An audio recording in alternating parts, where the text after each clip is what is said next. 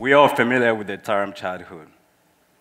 I want you guys to take 30 seconds and revisit your childhood and ask yourself a couple questions. What is childhood? When you hear the term childhood, what is the first thing that you think of? Is it where you spend time with your friends? Where you make mistakes and be told it's okay? Going on a field trip with schools and family? Really, what is childhood? Can I share mine with you? I believe I was born with a gift of retaining information at a very early age. At 2 years old, I could name most of the capital cities of African countries, and that was one of my favorite memories. I utilized that advantage against my siblings to entertain guests, and it really bothered them a lot. My parents would always brag to guests how their son was the smartest, with a very high memory capacity to recall anything that you might tell them. And the look on my brothers' faces was always one of being stunned and offended. My father would always say to me, "Mwana wanje," which means, "My child, one day you will rule the nations." That meant a lot to me, not only because he saw a vision in me, but because he believed in me. My second favorite memory that my father told me about when we were in our small village was how I was very excited at 2.5 years old when he tried to teach me how to milk a dairy cow. It was a very complicated task to snag the cow and tie it up without letting go of the ropes. My brothers were there as well. It was just one of those family moments that made a big, deep impression on me. But little did I know, my so-called childhood would quickly come to an end. On the evening of August 14, 1998, the atmosphere in the neighborhood transformed as the government officials whom we interacted with and looked up to as our guardian protectors on a daily basis changed. Their facial and physical expression changed as the evening approached. On the regular days, we would play, brag, and connect with them in a community as normal citizens. On that day, however, they started surrounding the village, not to protect it, but to ensure that anybody who tried to escape would be captured. And that's the day my childhood was taken away from me. As the evening fell, the government military began attacking people in the community, pushing them towards the center where the headquarters was located and where my family lived. When my brothers and I were outside, the government military began telling us to stay inside the house as the whole community was surrounded so that no one would escape. A few hours later, we heard gunfire, and my dad came yelling, "Nimuze munzu, twatewe," which means, "Come inside, we are under attack." We ran inside the house, and we were told to stay in one room. We heard much more gunfire, and we heard soldiers pounding our door, yelling, "Fungula mulango," which means open the door. My father did not have any other choice but to open the door. They took my father and my mother and all my siblings, and I was left behind because I had fallen asleep, and they thought somebody else had grabbed me. Soldiers came back to steal our belongings, and they found me sleeping on the bed, and they threw me outside. I made my way to one of the disabled grandmothers in the community who couldn't leave her house due to her health condition. I spent the night with her, and she told me to hide behind the chair just in case those soldiers came searching. A few moments later, those soldiers made their way into the granny's house. They started firing bullets. They tried to shoot Granny 5 times, but because of God's protection, none of those bullets hit her. After witnessing that, she told me to go look for others. As I was exiting the house, one soldier saw me and he caught me.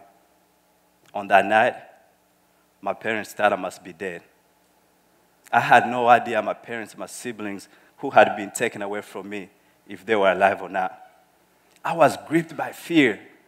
I started praying to God, asking him to forgive me for whatever reason that caused those soldiers to attack us. I don't know why I didn't get shot on the spot. How could I possibly survive? It had been a minute or two stood there expecting to be killed. But it felt like eternity. One soldier grabbed me and took me to the men's facility, and he asked, "Whose son is this?" And my father responded, "That's my son." That soldier threw me through the window. As my father saw me being cast through the window when he caught me, he described it as his most exciting moment of his lifetime. Till to this day, when we discuss it, I can still visualize all his emotions. Later, I was transferred to where my mother and my siblings were being held. Now, picture this. There were about 2,000 to 3,000 of us in an empty field, surrounded by soldiers, and their plan was to count to 3 and start shooting everybody. Now, remember, these are the same soldiers whom we viewed as our guardian protectors. The commander who was in charge, he began counting from 1 to 3. When he reached 2, he stopped. He stated to his army he wanted to separate males, females, young adults, children, and infants from each other so that he could have the right number of people who had been killed to report to his superior officers. They began isolating men from women. Boys who were 18 years and older were taken with men in a local church facility where they were held captive, while women and children were distributed in different classrooms. Those classrooms were very small. They held hundreds of them. There were no remaining space for even a child to lay down, spend the whole night standing. On the morning of August 15th, they put everybody in line, separating mothers and children based on their age. Children who were 10 years and under stayed with their mother. Boys who were between 11 and 17 were placed in a different classroom. Sunday the 16th, soldiers came and gathered those boys and took them to collect firewoods. Their plan was to slaughter all children and burn them with the firewood they had just collected. Imagine collecting woods knowing that you are going to be burned with. It's like digging your own grave. It was well planned, and Tuesday was the day to execute all people in captivity while they were still waiting for trucks full of knives, machetes, weapons, and military reinforcement. Tuesday the 18th, around 5 a.m., guns were fired, and people broke throughout the prison, running towards the forest. We spent about a week and a half in the forest, hoping that this was temporary and would soon come to an end. We ate whatever that was available, including wildlife. On that Tuesday, more than 100 lives were taken away. When the situation calmed down, we came back to our houses, hoping that life would go back to normal.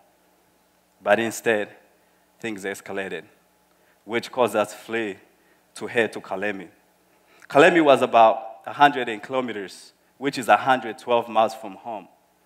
We traveled on foot to get there. A lot of lives were lost throughout the journey. Many families were separated, not knowing if they would survive or not. Upon arriving in Kalemi, we quickly realized it wasn't safe either. As the war broke out through the country, we found ourselves fleeing from place to place, hoping to find a new area we could call home. We found ourselves in Bujumbura, Burundi, in a camp living under the United Nations High Commissioners for Refugees. We attended school within the camp. We enjoyed playing soccer and drums and other activities. In 2003, another war broke out in Congo, which caused more people to flee to Burundi in Gatumba camp. Gatumba camp was attacked on August 13, 2004. This is the day that every Munyamulenge, my tribe's name, will never forget. Our forced army combat massacred 166 people and wounded more than 300. It is the largest civilian massacre that ever carried out in Burundi. After seeing that, my family decided to seek safety by fleeing to Uganda. Upon arriving in Kampala, we reported in at the police station, hoping to find a shelter where we could get some rest. But things didn't go according to the plan. We spent 3 nights sleeping in abandoned buses. After those 3 nights, we were told to go to another camp called Chaka 2. We didn't stay there for that long due to the rebels who were threatening my family saying, if you guys don't leave this camp, we're going to do the same thing that we did to your people. After hearing that, my family decided to go back to Kampala, to the refugee agency, and tell them how our family was being threatened. The refugee agents decided not to help us. We had nowhere to go. My family and I became homeless as of September 27, 2004, living under a mango tree for 3 months. That tree was on a high elevated ground, and below it there was a high school. I recall seeing kids playing outside, and I would run towards them because I wanted to play among them. But they would call me all sorts of names because I had no home to live in. I questioned God. I asked my parents hundreds of questions why our lives were that way. But I remember having a conversation with my father, and he told me, son, look in the sky and tell me what you see. I looked in the sky, and I told him all I saw was an airplane. And his response was, one day you will sit in one of those planes, and you will be in the United States of America. After all we went through, my father had faith, hope, and belief that one day God would open doors.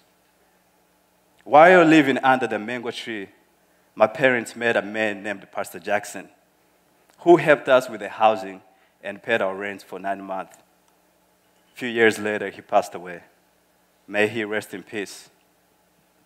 We waited patiently for our refugee process case to move forward, hoping that God would one day find us a better and a safe place we could call new home.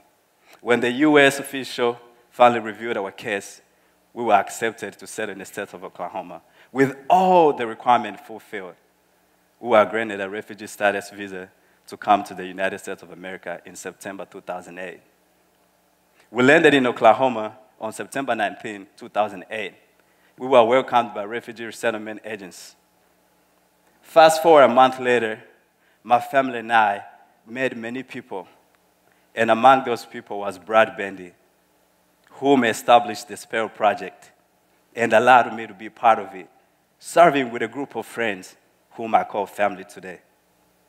From that moment, I knew Oklahoma was truly my new home. I learned a tremendous amount from my parents, but one of the many things they taught me is to give back. I value that deeply because I know what it feels like to walk in their shoes. My goal is to build an organization for people who are in need, whether they're refugees, orphans, widows. I want to empower them to grow with love, happiness, faith, and believe that they can achieve anything they set their mind to.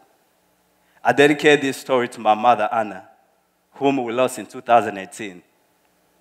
It is for her, and for her I continue hoping, inspire, uplift, and restore faith in those who are going through hardship. Although I went through a hard time, I never missed a single meal. My mother made sure that we had food on the table. It is unfortunate she's not here today to witness the man that I have become. May she rest in peace. Now, I want you guys to revisit your childhood and ask yourself a couple questions. Really, what is childhood? Revisit your upgrowing, your teenagers, your adulthood, and where you are right now. I want to leave you guys with one thing. What I want to leave you guys is that it is okay to not be proud of where you are right now. Just don't stay there. You are the change. You are the chosen one. Choose to make a difference, and it is worth it when you do it. Thank you, and God bless you.